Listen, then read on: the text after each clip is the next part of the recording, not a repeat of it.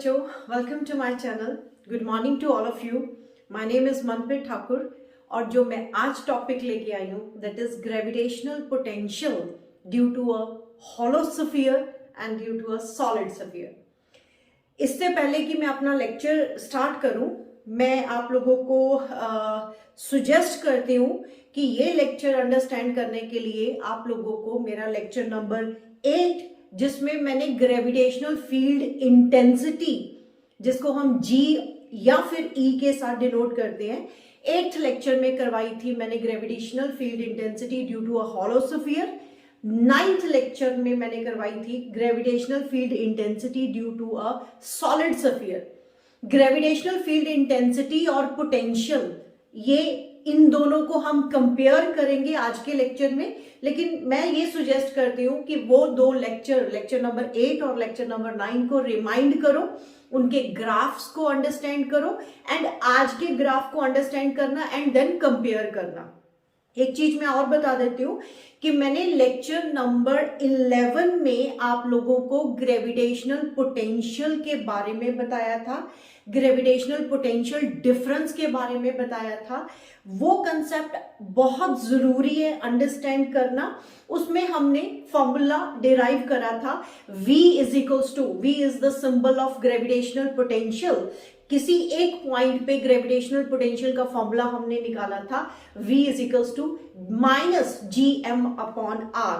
तो मैंने ये भी बताया था कि पोटेंशियल हो या पोटेंशियल एनर्जी हो, ये दोनों नेगेटिव होते हैं। मैक्सिमम पोटेंशियल हम इन्फिनिटी पे मानते हैं जो कि 0 होती है, उसकी इन्फिनिटी से टूवर्ड इधर को आते हैं, यानी टूवर्ड सर्टेन मास की तरफ आते हैं, तो वो ग्रेविटेशनल पोटेंशियल डिक्रीज होगी। मैक्सिमम हमारी 0 है तो उसके बाद डिक्रीज होगी, तो ऑब्वियस है कि नेगेटिव ही होगी, नेगेटिव रिजल्ट ही होगा। आज जो मैं ग्राफ बनाऊंगी पोटेंशियल के, वो नेगेटिव साइड पे ही बनेंगे। ओके बेटे, let's start today's lecture. My first topic is gravitational potential due to a hollow sphere. Hollow sphere कह लो, शेल कह लो, बात एक ही है। 3 डायमेंशनल फिगर की मैं बात कर रही हूं। कहने का मतलब हॉलो स्फीयर के केस में इनसाइड मटेरियल नहीं है। थोड़ा सा मैं रिमाइंड करवाऊं, जब हमने gravitational field intensity due to a hollow sphere find out करी थी, वो inside the hollow sphere gravitational field intensity 0 आई थी। लेकिन आज के लेक्चर में पोटेंशियल जो है इनसाइड द हॉलो स्फीयर 0 नहीं आएगी, चाहे अंदर मास है चाहे नहीं है। ओके बेटे, मेरा जो आज का टॉपिक है that is gravitational potential due to a solid sphere. मैं यहां पे एक सॉलिड स्फीयर ड्रॉ कर देती हूं। This is my, sorry not solid, hollow sphere. This is hollow sphere. इसको मैं शेल भी कंसिडर कर सकती हूँ, शेल जैसे बना देती हूँ यहां पे। तो we have a hollow shell, this is like this, और इसका मास हम कंसिडर कर लेते हैं बेटे।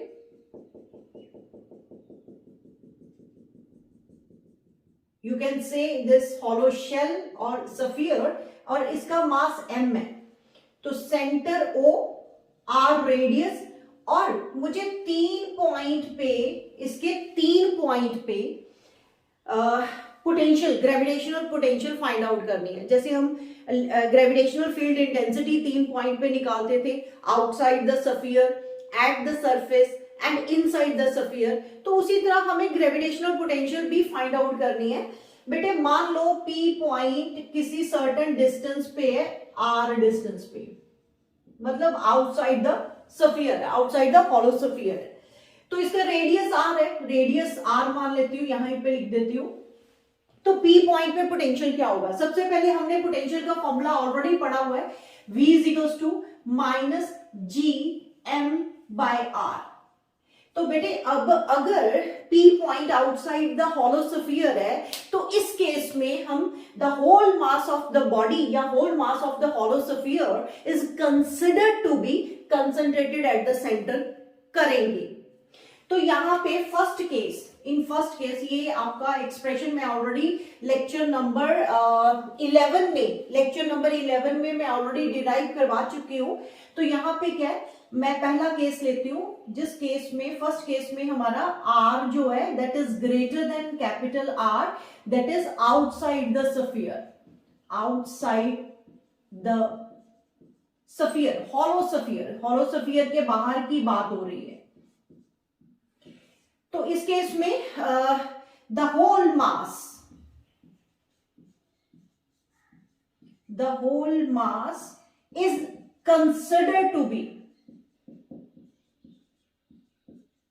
to be concentrated at the center, concentrated at the center of the sphere, center of the sphere। अगर यहां पे हम कंसंट्रेटेड मानते हैं तो फिर डिस्टेंस O से लेके P तक का कंसिडर होगा। तो उस केस में पोटेंशियल आपकी V is equal to minus G M upon R हो जाएगा। ये कहां पे, जब R greater than capital R है, मतलब आउटसाइड। यहां पे मैं आउटसाइड ही लिखती हूँ बेटे, यहां पे आउटसाइड लिख देती हूँ, आउटसाइड। जस्ट वेट, मैं देख लूं क्लियरली दिख रहा है। ये ओके, आउटसाइड द स्फीयर। तो ये पहला केस हुआ। Second case at the the सरफेस कर देते हैं, case second, at the surface.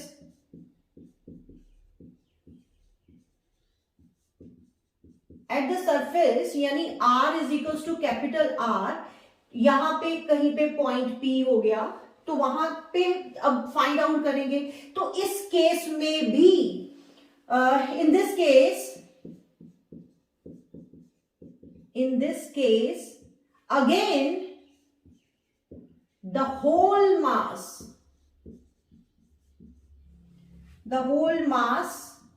is considered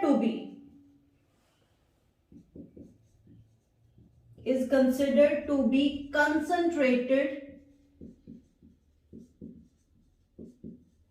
at the center of the sphere, center of sphere। इस केस में भी आप कंसिडर कर सकते हो। तो जब करा है तो फिर इसका मतलब V is equals to at the surface minus G M upon R हो जाएगा। Minus G M upon R होगा। G constant, M constant, R constant, तो ये टर्म कांस्टेंट होने वाली है। मैं थोड़ा सा रिमाइंड करवाती हूँ बेटे, पोटेंशियल क्या था। प्लीज मैं ये सुजेस्ट करती हूँ कि मेरा पिछला लेक्चर, जो लेक्चर नंबर 11 है, ग्रेविटेशनल पोटेंशियल पे जो बेस्ड है, तो वो प्लीज अंडरस्टैंड करो, पढ़ के आओ, उसको समझो, एंड देन फिर ये वाला लेक्चर सुनना शुरू करना। द रीजन इज दैट कि मैंने वहां पे पोटेंशियल का पूरा मतलब समझाया हुआ है। What do you mean by the potential. ये जो मैं फॉर्मूला लिख रही हूँ minus G M upon R, इसका मतलब क्या था? इसका मतलब ये था कि हम क्या कर रहे हैं, एक टेस्ट मास को उठाते हैं, इन्फिनिटी से उठा के P पॉइंट पे, जिस पॉइंट पे हमने पोटेंशियल फाइंड आउट करनी है, उस पॉइंट पे लाके रख देते हैं। ठीक है बेटे, क्या करा हमने, इन्फिनिटी से एक टेस्ट मास उठाया और P पॉइंट पे लाके रख दिया। पोटेंशियल की डेफिनेशन ये थी, the amount of work done in bringing a test mass from infinity to that point जहां पे आपने पोटेंशियल फाइंड आउट करनी है। तो वो work done per unit mass कर दोगे तो आपकी पोटेंशियल आ जाती है, जिसका एक्सप्रेशन मैंने ये करवाया था minus G M upon R.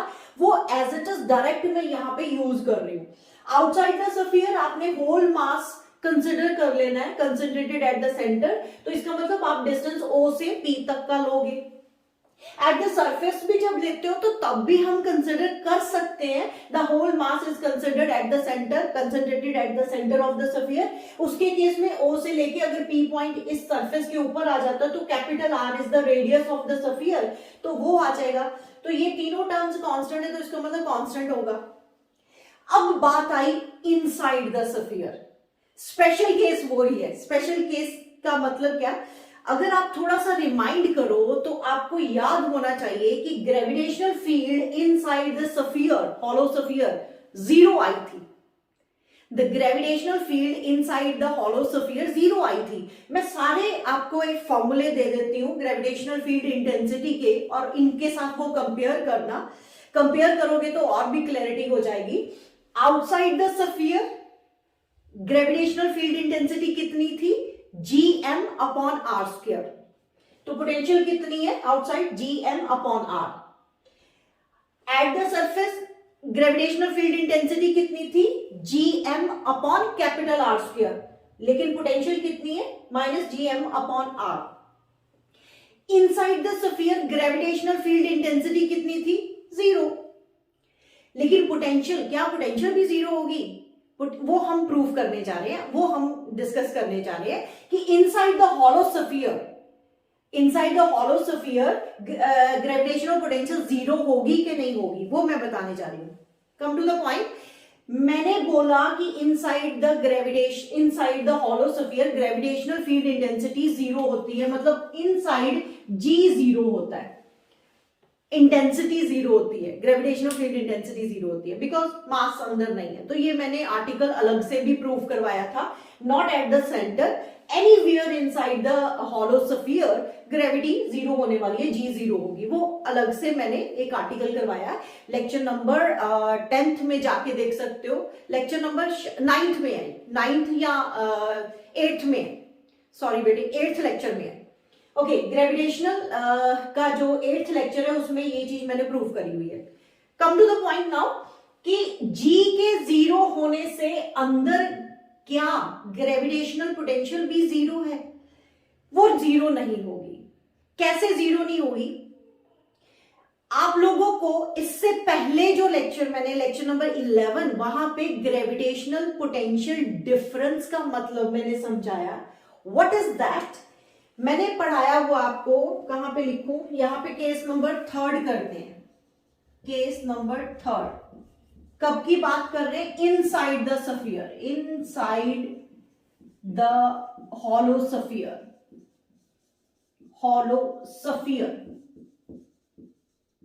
मतलब R जो है लेस देन कैपिटल R है, मतलब यहां पे कहीं पे P पॉइंट होगा, यहां पे मान लो ये P पॉइंट यहां पे लेना, यहां पे ले लो, P पॉइंट यहां पे लेना, एनीवेयर ले लो। तो इतना क्लियर है कि G इनसाइड द स्फीयर 0 है। ओके बेटे, अगर G 0 है तो फोर्स होता है M इंटू G, तो इसका मतलब फोर्स तो अंदर लगेगी नहीं, कोई भी फोर्स अंदर नहीं है। अदरवाइज यहां पे कोई टेस्ट मास रखते हो तो ये मास उसको अट्रैक्ट कर रहा था, यहां पे रखते हो तो अट्रैक्ट कर रहा था। इनसाइड अब G 0 है तो यहां पे कोई भी फोर्स ऑफ अट्रैक्शन नहीं होगी। फोर्स ऑफ अट्रैक्शन नहीं है तो इसका मतलब ये हुआ कोई वर्क डन नहीं होगा। ध्यान से समझो बेटे, मैंने ग्रेविटेशनल पोटेंशियल डिफरेंस का मतलब क्या समझाया था, मैंने ग्रेविटेशनल पोटेंशियल डिफरेंस का मतलब समझाया था VA minus VB is equals to W B से A तक जब आते हो डिवाइडेड बाय M। तो मान लो यहां पे मैंने कोई M नॉट मास रख दिया, मान लो यहां पे मैंने कोई टेस्ट मास रख दिया M, स्मॉल m, तो ये M को कहीं पे भी मूव करवाना है मैंने, या फिर इन्फिनिटी से P पॉइंट तक लेके आते हैं, तो इनसाइड की जब मैं बात करूंगी तो अंदर तो G 0 है, यहां तक फोर्स लगेगी, सरफेस तक फोर्स लगेगी, क्योंकि वो अट्रैक्ट कर रहा है, आपको काउंटर बैलेंस करने के लिए एक्सटर्नल फोर्स लगानी पड़ेगी। क्या करते थे, मैंने ये बेटे लास्ट लेक्चर जो है वो बहुत अच्छे से अंडरस्टैंड करना पड़ेगा, ये कंसेप्ट आप अंडरस्टैंड करोगे तभी ये समझ आएगा। क्या करते थे बेटे, इन्फिनिटी से उठाया हमने कोई टेस्ट मास और यहां पे P पॉइंट पे लाके रख दिया। अगर मैं पोटेंशियल डिफरेंस की बात कर रही हूं तो B पॉइंट से उठाया A पॉइंट पे रख दिया, तो वो तो अट्रैक्ट कर रहा था ना, ये मास जो है, every mass attract the other mass. Newton's gravitational law हमने पढ़ा हुआ है, in this universe every body attract each other, है ना। तो यहां पे क्या था कि यहां पे तो बाहर तो अट्रैक्शन हो रही थी, फोर्स लग रही थी, बाहर ग्रेविटी है, एट द सरफेस भी ग्रेविटी है, लेकिन inside the hollow sphere gravity 0 है। तो इसका मतलब अंदर फोर्स नहीं लगेगी, फोर्स नहीं लग रही तो इसका मतलब वर्क डन 0 होगा। वर्क डन अगर 0 हो गया तो ये सारी टर्म 0 हो जाएगी। अगर ये सारी टर्म 0 हो गई वर्क कहां तक लग रहा है? सिर्फ सरफेस तक, क्योंकि इधर भी फोर्स लग रही एट द सरफेस तक तो फोर्स लग रही है, क्योंकि हमने पढ़ा हुआ है जी की वैल्यू आउटसाइड द स्फीयर भी है, एट द सरफेस भी है, और इनसाइड द हॉलो स्फीयर 0 होती है। तो अंदर कोई फोर्स नहीं लगेगी तो कोई वर्क डन नहीं होगा। आप यहां से यहां कहीं पे भी एम मास को लेके आओगे तो वो मूव मतलब वर्क डन नहीं होगा। अगर वर्क डन 0 है तो इसका मतलब ये टर्म सारी 0 होगी, तो VA minus VB is equal to 0 हो गया। तो VA minus VB is equal to 0 हो गया, इसका मतलब क्या हुआ? VA is equal to VB हो गया, VA is equal to VB हो गया। तो कहने का मतलब अगर आप सरफेस से, ये मान लो मेरा पॉइंट B पॉइंट है और यहां पे कहीं पे आप आ रहे हो A पॉइंट पे, तो यहां से यहां तक लेके आने में वर्क डन 0 होगा। मेरा पॉइंट ये समझाने का है। क्या कह रही हूं? सरफेस तक तो ग्रेविटी है, नो डाउट है, बाहर भी है ग्रेविटी, तो आपको फोर्स लगानी पड़ेगी, वर्क डन होगा। लेकिन inside the hollow sphere G 0 है, तो सरफेस से किसी एक पॉइंट पे, कहीं पे भी, अंदर कहीं पे भी, P पॉइंट पे भी लेके आओगे तो वर्क डन नहीं होगा। क्यों नहीं होगा? क्योंकि G 0 है, फोर्स नहीं लगेगी। अगर वर्क डन 0 है तो इसका मतलब VA माइनस VB 0 हो गया। तो कहने का मतलब अगर मेरा जितनी पोटेंशियल B पॉइंट पे है उतनी ही पोटेंशियल A पॉइंट पे होगी। अगर मैं आगे लेके जाती हूं तो उतनी ही पोटेंशियल होगी, मतलब क्योंकि ये तो इक्वल आ रहा है। तो कहने का मतलब ये हुआ कि इनसाइड द हॉलो स्फीयर कहीं पे भी अंदर पोटेंशियल उतनी ही होगी जितनी सरफेस के ऊपर है। आप यहां से इधर जाते हो, यहां से इधर जाते हो, कहीं से भी सरफेस के किसी भी पॉइंट से अगर आप अंदर जाते हो तो potential will be same, potential will be same. ये पॉइंट बहुत इंपॉर्टेंट है। तो इनसाइड द हॉलो स्फीयर जब R is equal to is less than capital R है, यहां पे लिखेंगे we know G inside is equal to 0। तो अगर ये 0 है, this implies no work done, कोई वर्क डन नहीं होगा।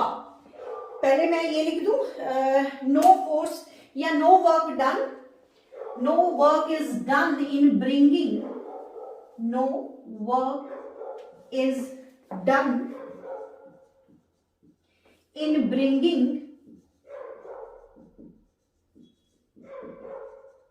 मास, कोई भी मास m ले ले, फ्रॉम, कहां से कहां बेटे? फ्रॉम सरफेस से, from surface to inside anywhere, inside anywhere, मतलब सरफेस से आप अंदर किसी भी पॉइंट पे लेके जाते हो तो वर्क डन नहीं होगा। अगर वर्क डन नहीं है तो इसका मतलब यहां पे 0 आएगा। अगर 0 आ रहा है तो इसका मतलब VA माइनस VB 0 हो गया, तो दैट मीन्स पोटेंशियल सेम होगी। तो कहने का मतलब अंदर हॉलो स्फीयर के अंदर कहीं पे भी पॉइंट ले लो, उसकी उतनी ही पोटेंशियल होगी, ग्रेविटेशनल पोटेंशियल होगी जितनी सरफेस के ऊपर है, जितनी सरफेस के ऊपर है। बेटे इसको नोट करो, मैंने थोड़ा प्रॉपर वे से ऊपर इसका रिजल्ट लिखना है, नोट करो इसको।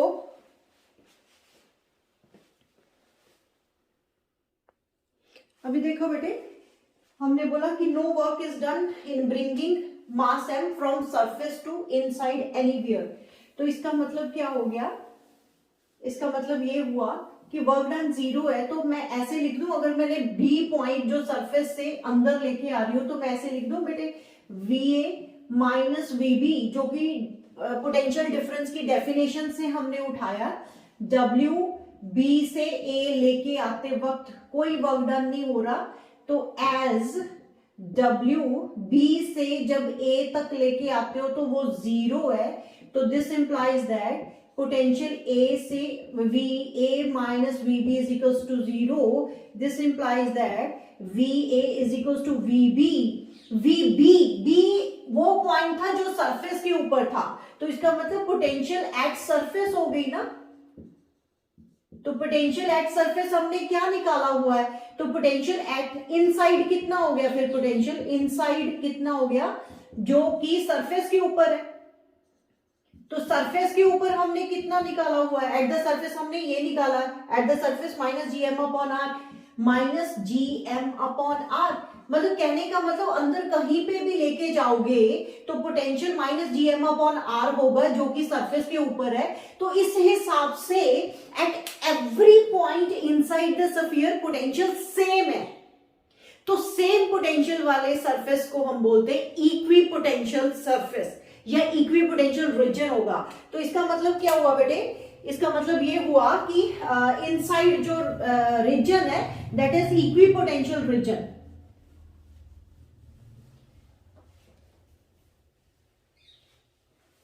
इसका मतलब क्या हुआ, this implies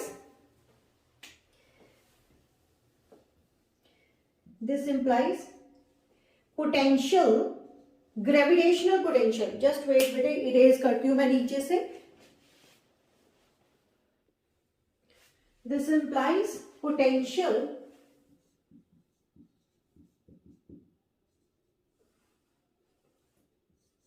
inside the hollow sphere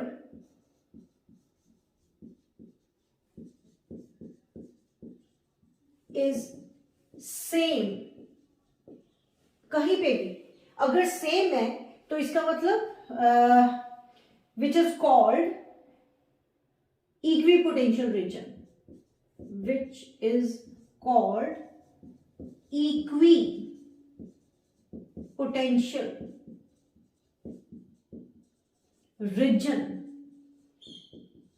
equi potential region मतलब हर पॉइंट पे पोटेंशियल उसकी सेम हुई. तो अब मैं इसका ग्राफ ड्रॉ करने जा रही हूं. क्या हमने पढ़ा बेटे, आउटसाइड द स्फीयर हमने पोटेंशियल कितनी निकाली, V is equals to minus G M upon small are.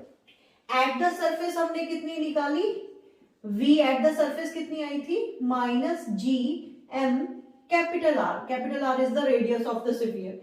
Inside हमने कितनी निकाली, वो भी उतनी ही जितनी की सरफेस के ऊपर है. तो कहने का मतलब सेंटर से अगर आप इस तरफ जाते हो तो यहां से लेके यहां तक सरफेस तक आपकी पोटेंशियल सेम होने वाली है and after that R distance के साथ वेरी करेगी. Now I am going to draw the graph between potential and the distance. इसको नोट करो, मैं ग्राफ ड्रॉ करने जा रही हूं.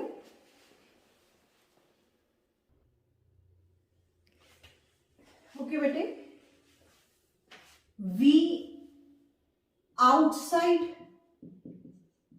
is equals to minus gm upon r, यानी inversely proportional to the r distance. V at the surface, surface के ऊपर की बात करें तो वो हमने निकाला minus gm upon r which is constant, ये कांस्टेंट था. एंड V इनसाइड हमने निकाला जितना सरफेस के ऊपर है उतना ही वो होगा, ये भी कांस्टेंट है. तो ग्राफ अगर मुझे ड्रॉ करना है, ग्राफ में ड्रॉ करने जा रही हूं, इधर रखते हैं हम आर डिस्टेंस एंड इधर रखते हैं पोटेंशियल. पोटेंशियल नेगेटिव की तरफ ही आएगा. अगर मेरे पास ये सेंटर है हॉलो स्फीयर का, ये मान लो मेरे पास दिस इज हॉलो स्फीयर, तो रेडियस तक ये सरफेस है, सरफेस के अंदर कहीं पे ये सेंटर है, ये सरफेस हुआ उसका, तो अंदर तो कांस्टेंट होने वाला ग्राफ भी, यहां तक तो कांस्टेंट है बेटे, यहां तक कांस्टेंट होगा आर डिस्टेंस तक. ये सेंटर, सेंटर पे कितना है, जी एम अपॉन आर. और कब तक जीएम अपॉन आर है, जब तक सरफेस तक नहीं पहुंच जाता, मतलब सफियर, हॉलो सफियर के सरफेस तक नहीं पहुंच जाता, ये कांस्टेंट रहेगा। इसकी वैल्यू कितनी है, v is equals to minus G M upon R. उसके बाद inversely proportional to the R distance है, तो यहां से वो गिरना शुरू करेगा एंड ऐसे ग्राफ चले जाएगा। पोटेंशियल जो है मीट एट इंफिनिटी, और यहां पे आप लिख सकते हो potential has inversely relation with the distance are.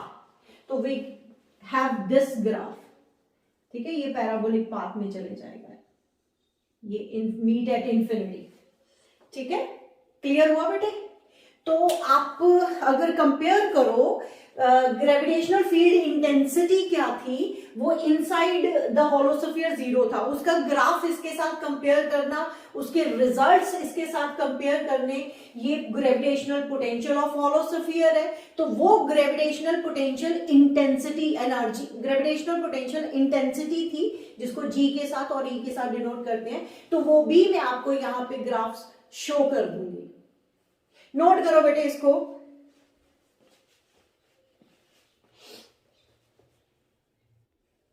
Okay बेटे, अब gravitational potential due to the solid sphere होगा। सॉलिड स्फीयर के केस में we have a solid sphere, इसके outside, at the surface and inside कहीं पे, दिस इज सॉलिड स्फीयर, तो इसको मैं शेड कर देती हूं, तो दिस इज सॉलिड स्फीयर, है ना। तो 3 पॉइंट हम फिर लेंगे, outside the sphere, at the surface and inside the sphere. अब मुझे 2-3 चीजें रिमाइंड करवानी है। एक तो अभी इसी टाइम पे लेक्चर नंबर 11 मेरा देखो, वहां पे मैंने ग्रेविटेशनल पोटेंशियल ग्रेडियंट का एक फॉर्मूला दिया था। व्हाट वाज दैट, वो मुझे अब यूज करना है, दैट्स व्हाई मैं बता रही हूं। मतलब E is equals to minus dv upon dr था, dr, this is called the gravitational gradient potential, this is potential gradient.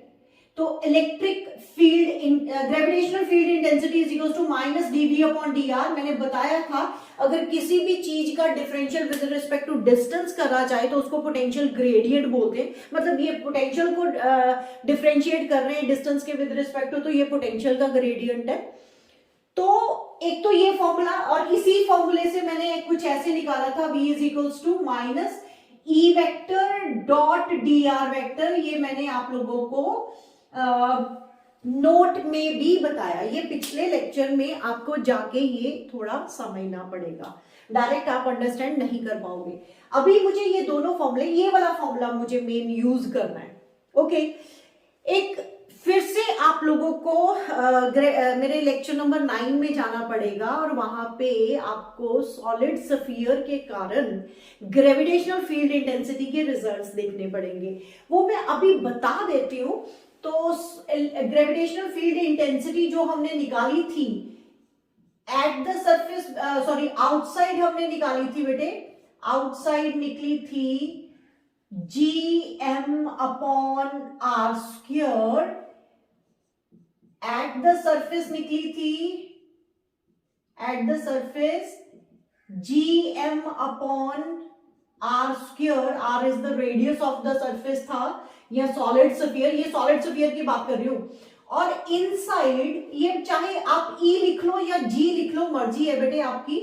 यहां पे इनसाइड 0 नहीं थी, वो था G M R upon R cube, G M R upon R cube. Just wait, I am just comparing this, R cube, बिल्कुल। तो यहां पे आप ध्यान से देखो, आउटसाइड द स्फीयर, अगर ये सॉलिड स्फीयर है और सॉलिड स्फीयर का मास m और रेडियस r है, तो अगर मुझे ग्रेविटेशनल फील्ड इंटेंसिटी, इसको g भी लिख सकते हो बेटे, जस्ट वेट, मतलब कंफ्यूज मत हो ना, ग्रेविटेशनल फील्ड इंटेंसिटी लिखो या g लिखो, बात एक ही है। यहां पे मैं और g लिख देती हूं, G outside, at the surface और inside। तो ऐसे भी लिख सकते हो जी, मतलब एक्सेलरेशन ड्यू टू ग्रेविटी की बात कर रही हूँ या ग्रेविटेशनल फील्ड इंटेंसिटी की बात कर रही हूँ। Come to the point here. अब वो कहता है कि अगर आप आउटसाइड द स्फीयर की बात कर रहे हो तो it has the inversely relation with the R distance. तो इनवर्स स्क्वायर लॉ लग रहा था, तो बाहर 1/r स्क्वायर के हिसाब से ये वेरी करती है। एट द सरफेस वो कांस्टेंट है gm/r square.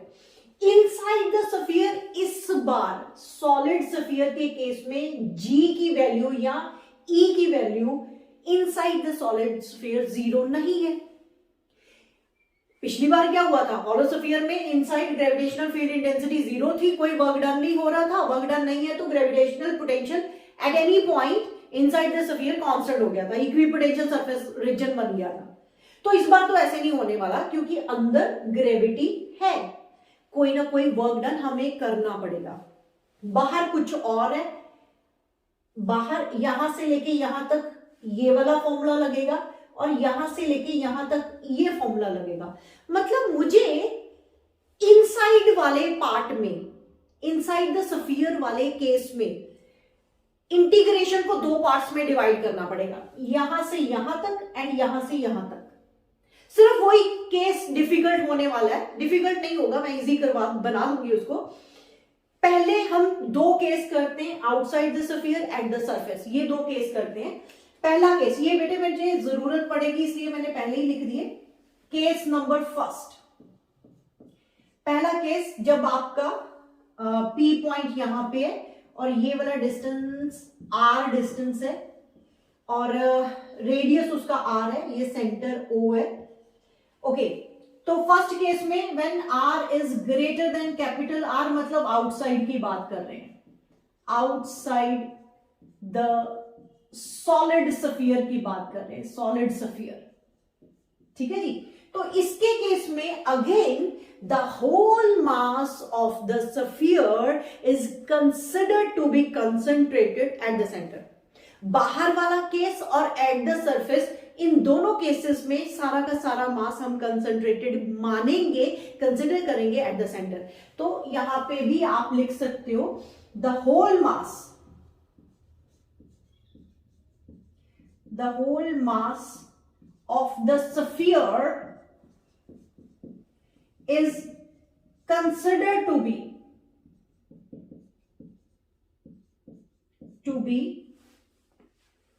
concentrated at the center, concentrated at the center। तो अगर कंसिडर करते हैं तो फिर मेरी पोटेंशियल P पॉइंट पे यानी आउटसाइड, आउटसाइड कितनी आ रही है, -gm/r। Same case as in case of hollow sphere. दूसरा केस करती हूं, second case.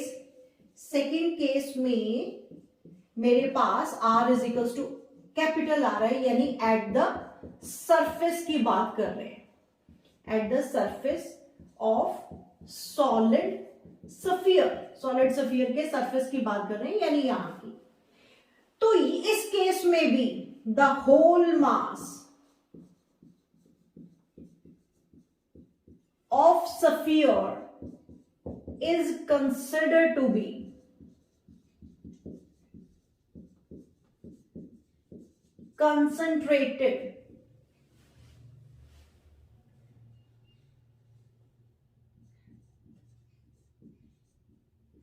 concentrated at the center of the sphere, center of the sphere। इन दोनों केसेस में हम ये कंसिडर करेंगे। And V at the surface कितना आ गया पोटेंशियल,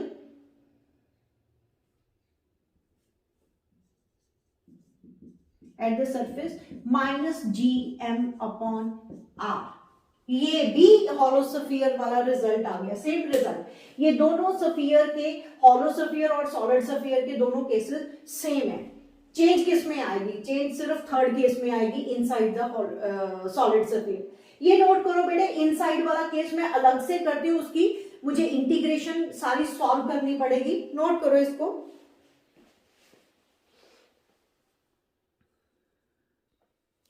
ओके बेटे, अब gravitational potential due to solid sphere inside the solid sphere करते हैं। Case number third, case third में आर जो है लेस देन कैपिटल आर है, मतलब पी पॉइंट कोई अंदर है, यहाँ पे कोई पी पॉइंट ले लेती हूँ, here is the P point and वो आर डिस्टेंस पे है, दिस इज आर डिस्टेंस। ठीक है, ये जो बाहर था एट द सरफेस, अब inside the sphere R distance पे, मतलब inside the solid sphere, solid sphere के अंदर की बात करेंगे। ओके, तो यहां पे मैंने आपको ऑलरेडी फॉर्मूले दिए हुए हैं। ग्रेविटेशनल फील्ड इंटेंसिटी बाहर इतनी है, एट द सरफेस इतनी है, and inside the solid sphere gravitational field intensity zero नहीं है, वो इतनी है। तो इस बार मुझे पी पॉइंट पे पोटेंशियल फाइंड आउट करनी, ग्रेविटेशनल पोटेंशियल फाइंड आउट करनी। मैं क्या करूंगी, मैं यहाँ पे ड्रॉ करने की बजाय ना बेटे, मैं पी पॉइंट कहीं पे भी कर सकते हो, ऐसी कोई प्रॉब्लम नहीं है, आप कहीं पे भी कर सकते हो। तो मान लो मेरा पी पॉइंट यहाँ पे कहीं पे, इस बार पी पॉइंट यहाँ पे कहीं पे। तो मैंने क्या करा, सर्फ पहले इन्फिनिटी से लेके आएंगे, अब इन्फिनिटी से, अब ये मेरा आर डिस्टेंस कौन सा वाला आर बन गया, ये वाला डिस्टेंस आर बन गया, यहां से लेके यहां तक का distance, that is R distance, जो कि मुझे जिस पॉइंट पे मुझे ग्रेविटेशनल पोटेंशियल फाइंड आउट करनी है। तो मेरा पी पॉइंट इस बार इनसाइड द सॉलिड स्फीयर है, यानी यहां पे।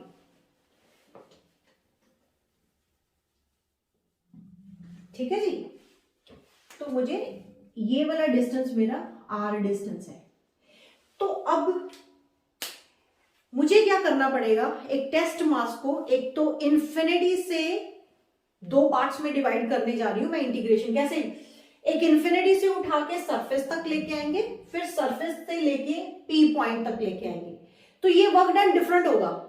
क्यों डिफरेंट होगा, क्योंकि outside the gravitational field intensity ये वाली है और inside the gravitational field intensity ये वाली है। अगर जी की वैल्यू डिफर कर रही है आउटसाइड और इनसाइड, तो इसका मतलब वर्क डन भी डिफर करेगा। तो मुझे क्या करना है, पहले मैं पोटेंशियल इन्फिनिटी से, यहां पे कोई इन्फिनिटी इनफाइनाइट डिस्टेंस है, इन्फिनिटी से पहले यहां तक लेके आऊंगी, इस पॉइंट तक, सरफेस तक, एंड सरफेस से पी पॉइंट तक लेके आऊंगी, यहां तक।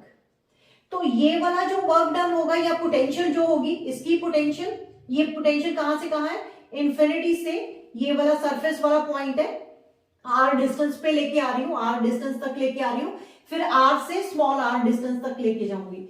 तो ये दो पार्ट्स में मुझे पोटेंशियल डिवाइड करना पड़ेगा। ओके, तो फॉर्मूला मैं ये वाला यूज करने जा रही हूं, पोटेंशियल एट पॉइंट पी पे, यानी इनसाइड मैंने निकालनी है, पी पे निकालना है, तो यहां पे लिख देती हूं इनसाइड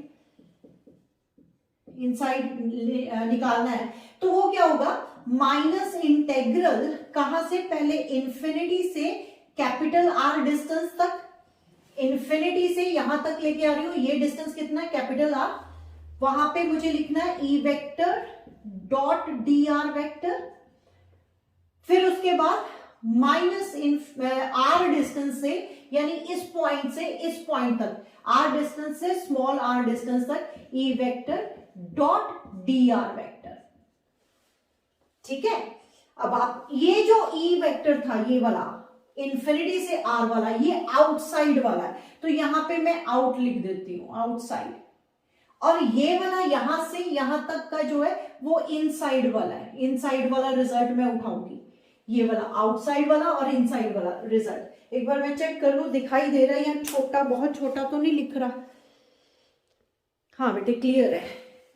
तो ये यहां से इन्फिनिटी से इस पॉइंट तक, यानी आर डिस्टेंस तक, यहां से लेके यहां तक कैपिटल आर डिस्टेंस है, यहां से यहां तक आने में electric field, gravitational field intensity outside the sphere वाली लगेगी, फिर यहां से यहां तक जब आप आते हो तो वो इनसाइड वाली लगेगी।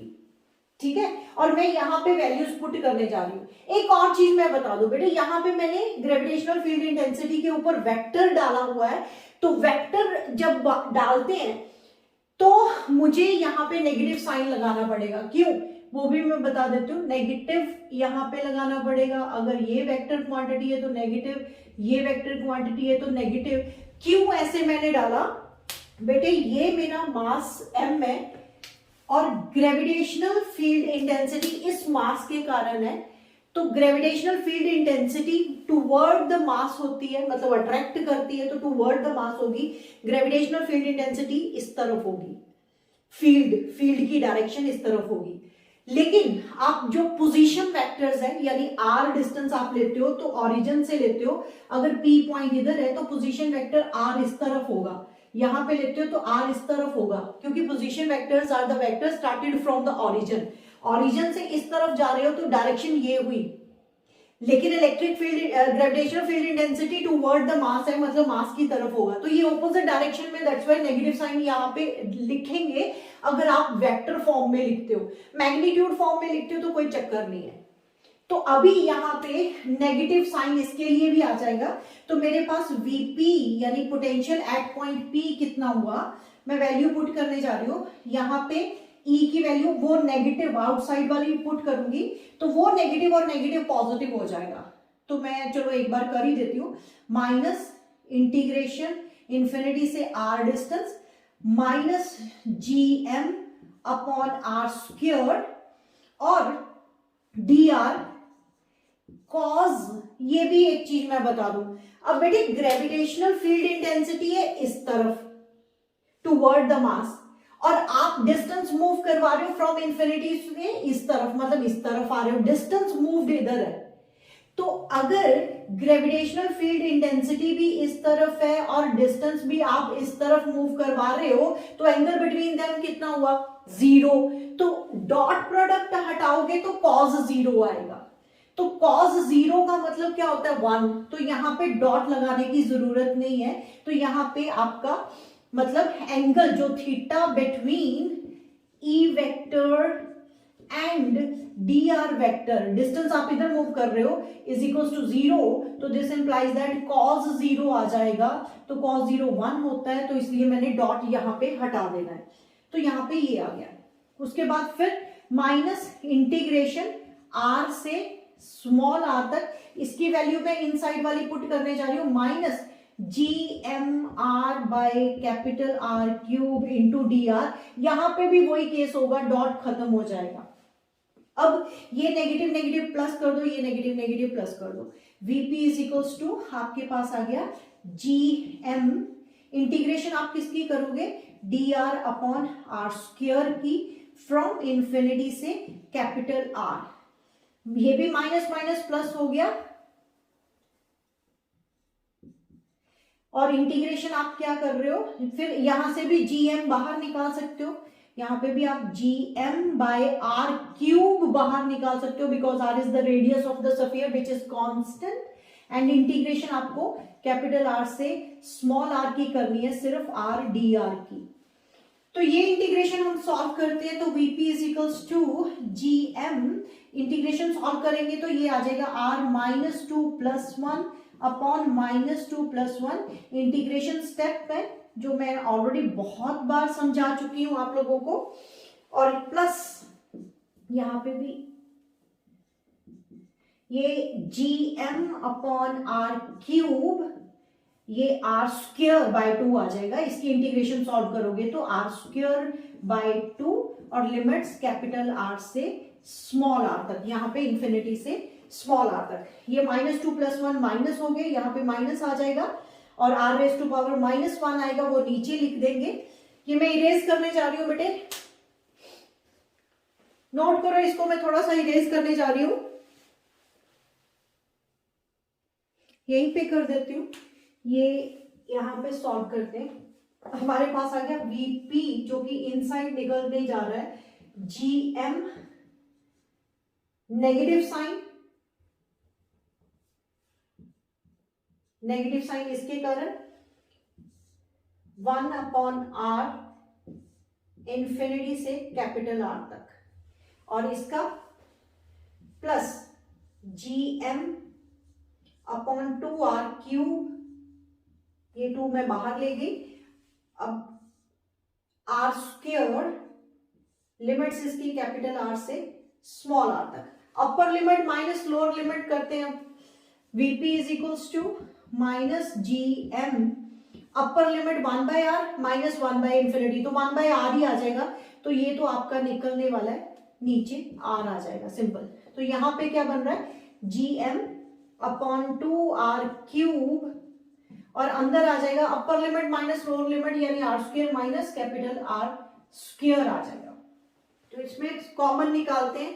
वीपी इज इक्वल्स टू, अगर मैं minus G M upon R बाहर निकालूं तो अंदर क्या आ रहा है बेटे, एक और स्टेप कर देते हैं, अंदर मल्टीप्लाई कर देते हैं उसको, एक स्टेप और करते हैं बेटे, ये अंदर मल्टीप्लाई कर देते हैं। जब अंदर मल्टीप्लाई करा तो क्या बना, इसको मल्टीप्लाई करा तो G M R square by 2r cube बना। इसको अंदर मल्टीप्लाई करेंगे, आर क्यूब से आर स्क्वायर कट गया तो क्या बना, minus G M upon 2r बन गया। G M upon R with negative sign, G M upon 2r with negative sign, ये बन रहा है माइनस 3/2r बन जाएगा, is equal to minus 3/2 G M by R, और ये बना आपका G M R square by 2r cube. Result तो आ गया हुआ है, लेकिन इसको मुझे यहां पे लिखना है, नोट करो इसको, मैं यहां से इरेज करती हूं।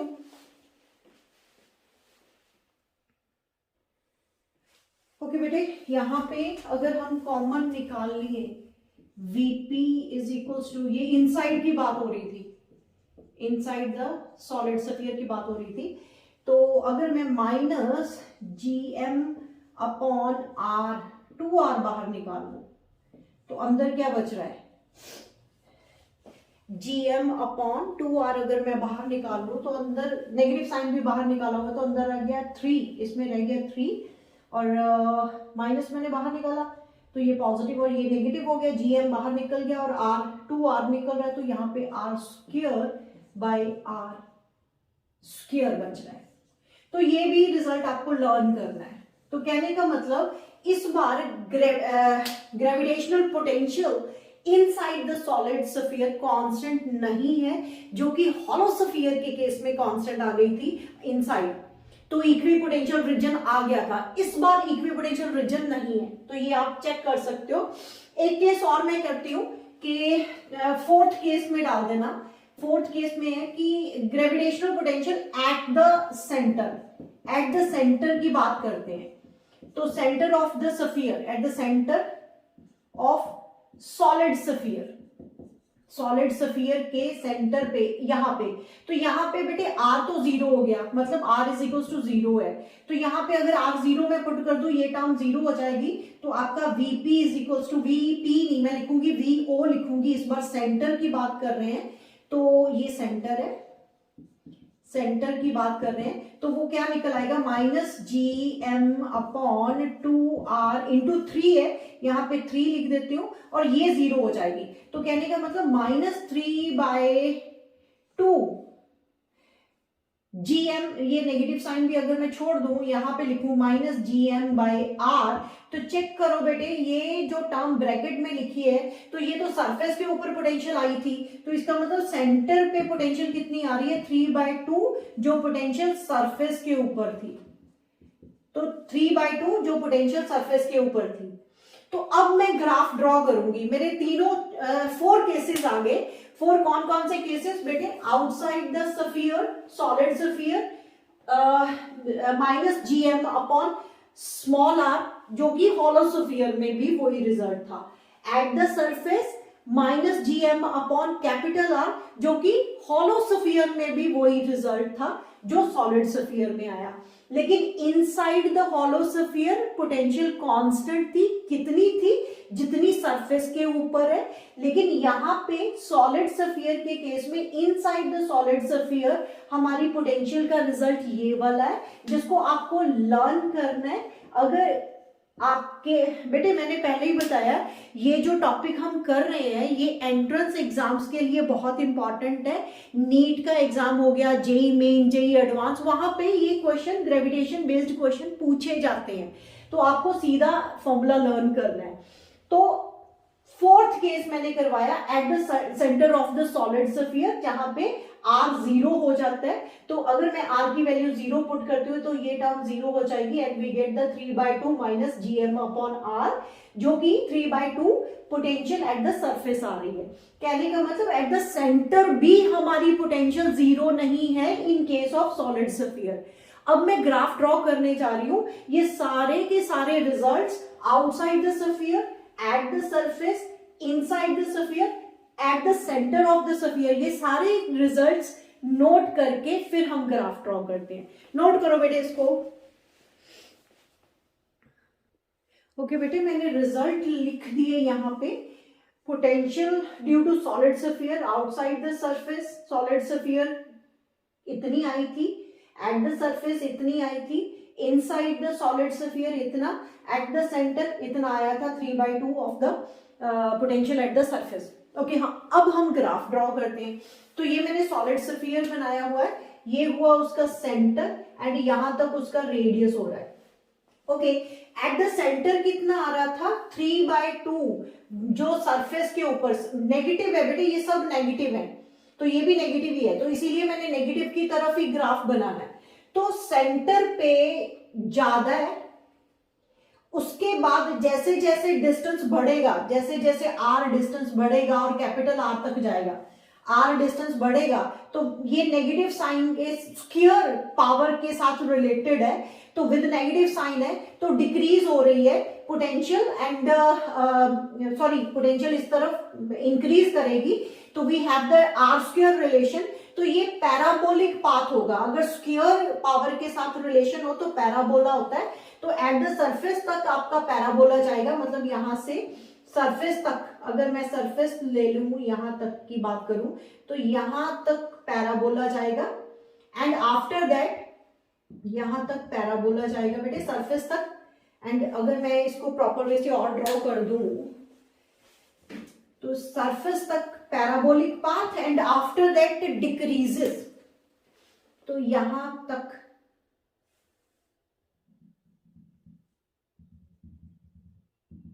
ये सरफेस है ना, ये सेंटर से सरफेस तक गया, तो यहां तक तो आप पैराबोलिक पाथ लेना। तो यहां पे कितनी है एट द सेंटर, कितनी है 3/2, जो सरफेस के ऊपर है, सरफेस के ऊपर कितनी माइनस gm अपॉन r, मैं वैल्यू ही लिखूंगी यहाँ पे gm अपॉन r, और सरफेस यहाँ पे सरफेस तक पहुंच गया तो सरफेस पे कितनी ग्रेविटेशनल है, ये माइनस gm/r सरफेस के ऊपर, and after that inversely proportional to the r है, मतलब वो डिक्रीज करेगा, तो ग्राफ ऐसे जाएगा। ठीक है, ग्राफ समझ आ रहा है बेटे, ऐसे पैराबोला बना, this is parabolic path because it has directly relation with r square, negative negative plus हो जाएगा, r स्क्वायर के साथ डायरेक्टली रिलेशन है, तो we get the parabolic path, this is parabolic nature of the graph. And after that inversely proportional to the distance r है, तो graph decrease कर रहा है, इधर इधर, मतलब ऐसे जाएगा। This is your graph due to the solid sphere. ठीक है बेटे, अब मैं आपको जाते जाते ये कंपेयर करवा देती हूं, हमारे पास हॉलो स्फीयर के पोटेंशियल के results and electric gravitational field intensity के रिजल्ट्स, इन दोनों रिजल्ट्स को कंपेयर करो। आफ्टर दैट हॉलो स्फीयर के केस में पोटेंशियल का ग्राफ, ग्रेविटेशनल पोटेंशियल का graph and gravitational field intensity के ग्राफ को कंपेयर करो। अब उसके बाद for solid sphere, solid sphere के केस में ग्रेविटेशनल पोटेंशियल के जो रिजल्ट्स हैं उनको and gravitational field intensity due to solid sphere के रिजल्ट्स को कंपेयर करो, फिर उनके ग्राफ्स को कंपेयर करो for solid sphere. Solid sphere के केस में ग्रेविटेशनल पोटेंशियल का जो ग्राफ बन रहा है ये, उसको gravitational field intensity for the solid sphere का जो ग्राफ बन रहा है उनके साथ कंपेयर करो, कंपेयर करके इनको लर्न करने की कोशिश करो। ओके बेटे, मैं आज का अपना लेक्चर कंप्लीट करने जा रही हूं। नेक्स्ट लेक्चर में मैं कुछ न्यूमेरिकल्स भी लेके आऊंगी। एक ही टॉपिक मेरा रह गया, ग्रेविटेशनल पोटेंशियल एनर्जी, जो कि वर्क डन के साथ ही रिलेट हो जाएगा। ग्रेविटेशनल पोटेंशियल एनर्जी के साथ रिलेटेड न्यूमेरिकल्स लेके आऊंगी। फिर उसके बाद हमारा टॉपिक एस्केप वेलोसिटी की तरफ चले जाएगा। ओके बेटे, I am going to complete my this lecture. All the very best. अच्छे से पढ़ो एंड टेक केयर।